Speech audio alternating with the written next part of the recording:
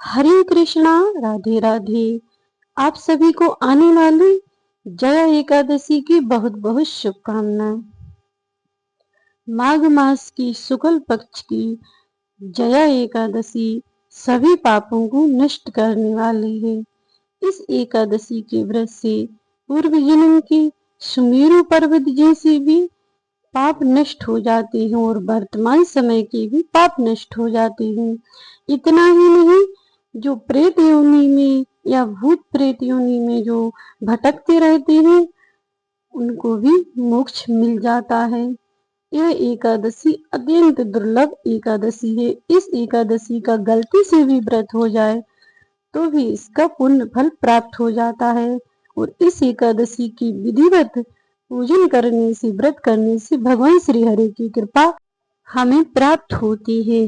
जया एकादशी को अजय एकादशी के नाम से या भैमी एकादशी के नाम से भी जाना जाता है।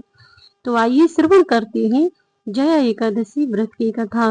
एक बार युधिष्ठिर ने भगवान श्री कृष्ण से कहा कि हे प्रभु, आपने सत्यला एकादशी का व्रत और महत्तम कथा आपने जो सुनाया है वह मुझे बहुत ही कल्याणकारी लगा। अब मुझे माघ मास की शुक्ल पक्ष की एकादशी के बारे में बताइए।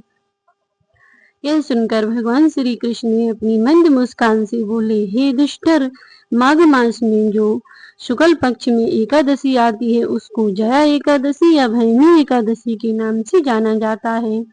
यह एकादशी प्राणी के सभी पापों को न सिर्फ नष्ट करती है बल्कि प्रेत योनि में से भी इससे छुटकारा मिल जाता है। तो आइए सुनते हैं जया एकादशी व्रत की कथा जो भगवान श्री कृष्ण ने युधिष्ठिर को सुनाई थी।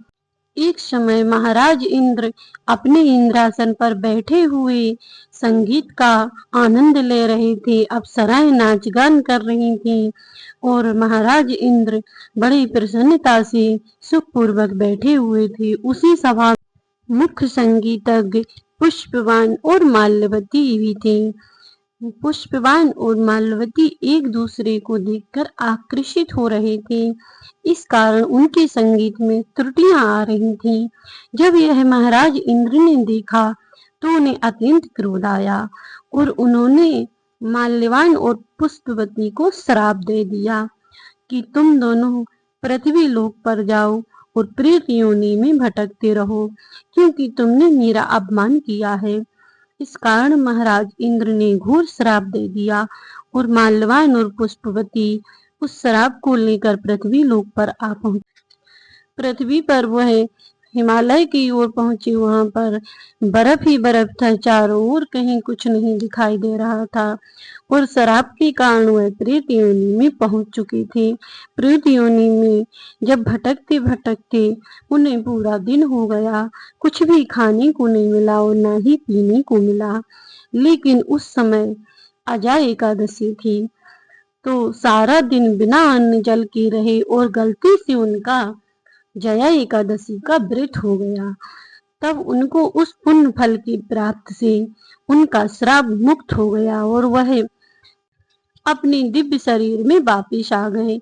यह आश्चर्य देखकर वह दोनों अत्यंत प्रसन्न हुए। और इतना ही नहीं, भगवान विष्णु के पार्षद उन दोनों के लिए लेने को आए।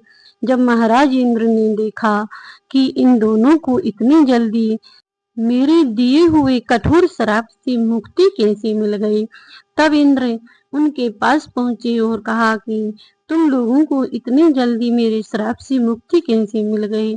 तब उन दोनों ने प्रसन्नता पूर्वक बताया कि भगवान विष्णु की कृपा से हमें यह मोक्ष की प्राप्ति हुई है, क्योंकि हमने गलती से ही जया एकादशी का व्रत कर लिया था, तो मुझे उस प्रेत योनि से छुटकारा मिल गया। इस पर इंद्र ने उनकी प्रशंसा करते हुए कहा कि भगवान विष्णु की कृपा से अब तुम दोनों पूरी तरह पवित्र हो चुके हो, तुम्हारा श्राप मुक्त हो गया है। अब तुम दोनों वापिस मेरे राज्य में आ सकते हो। इस प्रकार महाराज इंद्र ने उन दोनों को वापिस अपने राज्य में रख लिया और उन्हें अपना स्थान पुनः प्राप्त हो गया। तो ऐसी श्री हरि की कृपा से उन दोनों को श्राप से, प्रेत योनि से छुटकारा मिला था। तो जो प्राणी इस जया एकादशी का विधिवत पूजन करता है, भगवान श्री हरि का व्रत करता है और पूजन करता है, उसको इस पुण्य फल की प्राप्ति होती है। उस प्राणी के किए हुए पाप सभी नष्ट हो जाते हैं। तो जया एकादशी व्रत करने से भगवान श्री हरि की कृपा कैसे प्राप्त होती है, इस कथा में आपने जाना।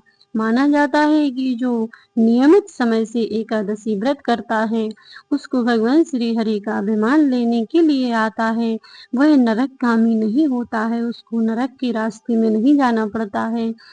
तो आज की यह जया एकादशी की कथा समाप्त हुई और मिलते हैं नेक्स्ट वीडियो में। वीडियो आपको पसंद आई हो तो लाइक करके चैनल को सब्सक्राइब कर लेना, और जो भी मेरे चैनल पर नए हो चैनल को सब्सक्राइब करके बेल आइकन को ऑन कर देना, ताकि मैं जो भी जानकारी लेकर आऊँ उसकी सबसे पहले नोटिफिकेशन आपके पास पहुँचे। तो बने रहिए हमारे साथ ऐसी ही धार्मिक और कथाओं के लिए। मिलते हैं नेक्स्ट वीडियो में, तब तक के लिए जय श्री कृष्णा, राधे राधे, जय श्रीमन नारायण। और कमेंट बॉक्स में जय श्रीमन नारायण लिखना ना भूलें, जिससे भगवान श्री नारायण की कृपा आप सब